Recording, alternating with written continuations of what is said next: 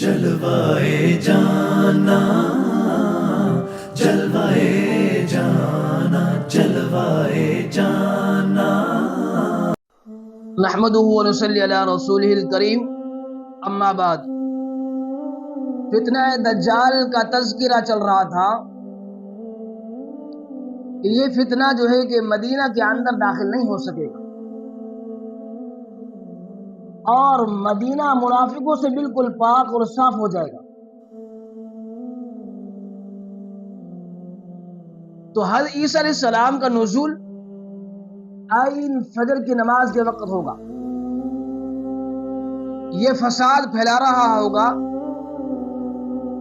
فجر کی اذان ہو چکی ہوگی، اقامت پڑھی جا چکی ہوگی، اور حضرت مہدی علیہ السلام نماز پڑھانے کے لیے مصلی پہ تشریف لے جا رہے ہیں۔ اسی دورانیہ کے اندر دمشق کے مشرقی مینار پر حضرت عیسیٰ علیہ السلام کا نزول ہوگا۔ دو فرشتوں کے کاندھوں پر اپنے ہاتھ رکھے ہوئے ہوں گے، زرد رنگ کی چادر میں ملبوس ہوں گے، اور آپ کے بال بالکل گیلے، جیسا کہ انسان ابھی جو ہے کہ غسل کر کے آیا ہو۔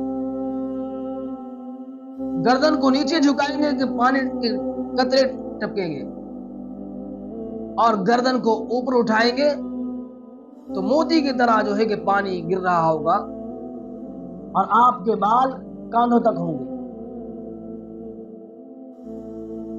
اسی دورانیہ کے اندر جس وقت آپ اس مینار سے نیچے تشریف لائیں گے تو حضرت مہدی علیہ السلام آپ کو دیکھ کر مصلی سے پیچھے ہٹنے لگیں گے، جیسا کہ آپ صلی اللہ علیہ وسلم نے حدیث مبارکہ کے اندر یہ بات خوب سمجھائی کہ حضرت مہدی علیہ السلام عیسیٰ علیہ السلام کو دیکھ کر مصلی سے پیچھے ہٹیں گے۔ تو پیچھے ہٹنے کے وقت حضرت عیسیٰ علیہ السلام فرمائیں گے کہ بھائی یہ تو اقامت آپ ہی کے لیے پڑھی گئی ہے، اور آپ ہی نماز پڑھائیں، میں تو آج آپ کی ابتدا میں جو ہے کہ نماز پڑھوں۔